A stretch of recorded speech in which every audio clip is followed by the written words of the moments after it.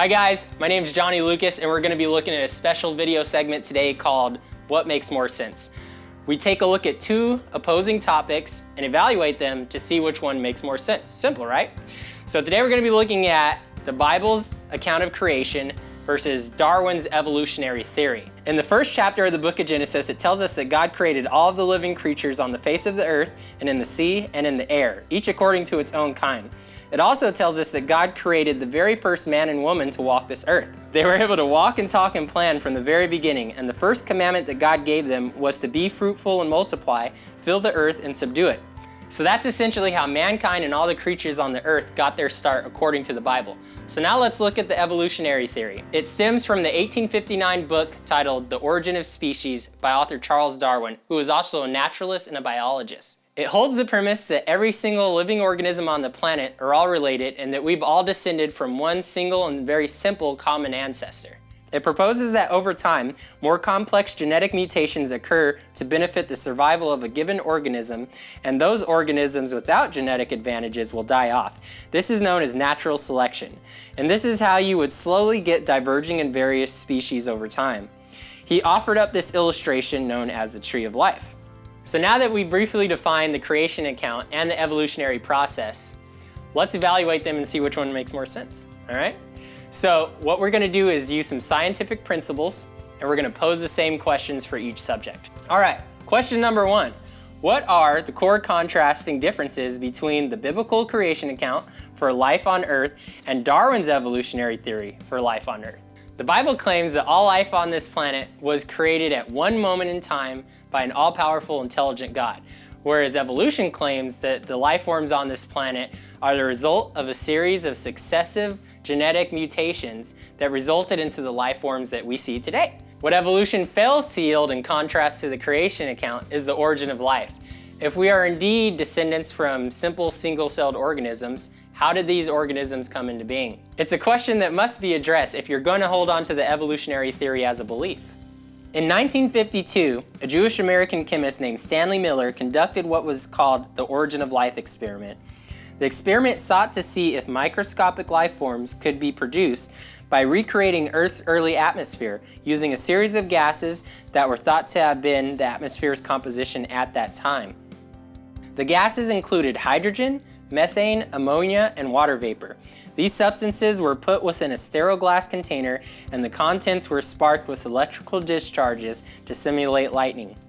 After 5 days, Miller discovered that a few simple amino acids had collected at the bottom of the glass. The experiment was seen as a success at the time, but it was later discredited because further scientific analysis over the years led the scientific community to believe that the Earth's early atmosphere was actually made up of carbon dioxide, nitrogen, and water, which is what volcanic gases were producing. The experiment was performed again using these substances and no amino acids were produced. But more importantly, neither experiment was able to produce life. And sure, it's one thing to be able to create amino acids, which can be considered the building blocks of life, but it's a whole nother thing to be able to create life itself. Just because you have a couple of bricks doesn't mean that you have a building. In fact, you could even take a living cell, cut it open, and put all of its contents into a sterile environment, and you still wouldn't be able to create life within it. Meaning that it's not enough to just have the proper building blocks in place, you still need a life force in order for an organism to enter into the state of living or being alive. And thus we have the scientific observation known as biogenesis, which states that any new living organism can only be created from an already pre-existing living organism. So while the God of the Bible claims to be living and the sole progenitor for all life on Earth, the theory of evolution does not offer any basis for how the first life forms came into being. And since we're searching for answers to events that have happened ages ago and are long since past, let's see whether creation or evolution makes more sense in the light of paleontology. So according to Darwin's tree of life illustration, in our fossil record, we should be able to find fossils of similar form and structure, gradually branching out and turning into the more complex and varied skeletal structures representative of the vast amount of creatures we see today, with the oldest skeletons looking very simple. And according to the Bible's creation account, in our fossil records, we should be able to find a vast variety of skeletal structures fully developed and appearing all within a short instance of each other, with the oldest ones being similar in structure and complexity as the present ones. So what do we actually find in our fossil record, you ask? Well, our fossil records indicate that about 543 million years ago, there was an appearance of nearly every major living animal body plan in our fossil record. This is referred to as the Cambrian explosion.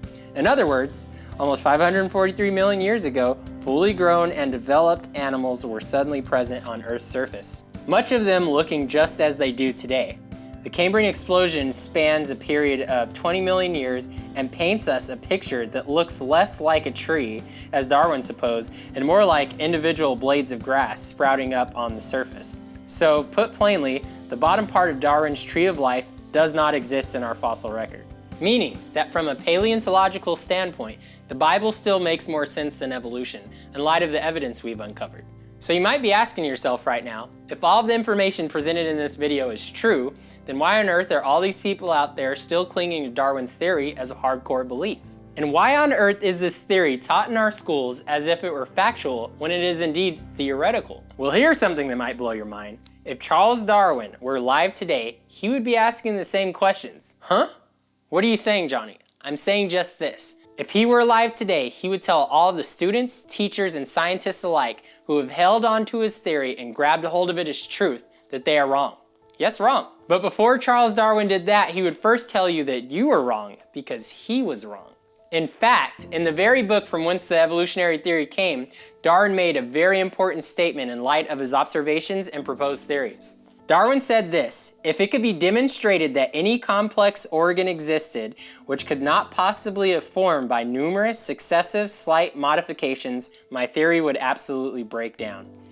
Such an organ as Darwin described here would be known as an irreducibly complex system. This is a single system which is composed of several interacting parts that all contribute to the basic function of the system. And if you were to remove any one of these parts, the system would effectively cease to function. So to help illustrate this, we'll use a bicycle and a mousetrap, okay? A bicycle is a complex system, but it is not an irreducibly complex system. Meaning that I could remove major components of the bicycle and it would still function as a vehicle of expedited transportation. For instance, if I remove the seat, I can still stand up and ride. If I remove the front wheel, I can still wheelie on the rear wheel. If I remove the whole front portion of the bike, meaning the forks, the wheel, the handlebar, and all, I've effectively turned it into a unicycle. Yet it still functions as a vehicle of expedited transportation. Thus, it is not an irreducibly complex system. A mousetrap, on the other hand, is an irreducibly complex system. It's made up of 5 components, all of which are required in order for it to perform its function. Component number 1 is the catch. This is where you place your bait, and this is also what triggers the trap to activate. Component number 2 is a thin U-shaped rod called the hammer. Component number 3 is a torsion spring. It provides the speed force with which to bring down the hammer. Component number 4 is the holding bar, which keeps the hammer cocked back in place. And component number 5 is the platform on which the entire system is mounted. If you remove any one of these components, the system will not function. Or put another way, the complexity of the mousetrap does not allow for a reduction in parts while maintaining its function. Thus, it is an irreducibly complex system. All the components must be present simultaneously in order to function. So now that we understand what irreducible complexity is, given our advances in microbiology and the study of single-celled organisms, we are now privy to much more information than Darwin had back in the mid-1800s when he published his theory. And what have we uncovered since then? We've uncovered the evidence of biomolecular machines. Inside large organisms are a series of organs that perform specific functions. All of the tissues making up these organs, as well as the organism itself, is comprised of microscopic cells. Interestingly enough, these small cells contain organs and components as well. So there's organic complexity even down to the cellular level. So let's look at just one component of a single-celled organism. And since we talked about transportation earlier, let's look at the flagellum. The flagellum is a hair-like, or rather a tail-like appendage that's used to propel the cell through a given body of space. It is essentially an outboard motor, much like what you'd find on a motorboat. First, you have the propeller, which on the flagellum is called the filament. Next, you have the U-joint, which is called the hook. You have the drive shaft, or rod. And you have a stator and a rotor. There's roughly 40 different protein parts needed to comprise the 5 main components making up the flagellum. And the only way for the flagellum to work is for all 5 components to be in place simultaneously.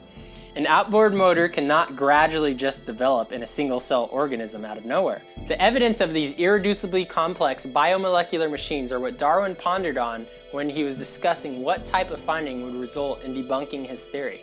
Remember what he said? He said, if it could be demonstrated that any complex organ existed which could not possibly have formed by numerous successive slight modifications, my theory would absolutely break down. So there you have it. The man Darwin himself would consider his own theory discredited in light of recent discoveries. And even if you tried to somehow salvage Darwin's theory of evolution, you'd still have the question of information. Where did the engineering information required to construct an outboard motor on a cellular level come from? Where did it come from? And if all life on this planet could somehow be traced back to a single cell, you would still have the question of what or who gave that cell life?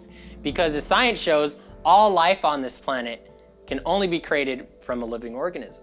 So in conclusion, we examined scientific experiments, paleontology with the study of fossils, and finally microbiology. And in each instance, the biblical account of creation still made more sense than Darwin's theory of evolution, which only seems to be refuted more and more over time as each of these fields of study progresses. So thanks for watching, guys. And if you'd like to learn more, I recommend that everybody check out Lee Strobel's The Case for a Creator.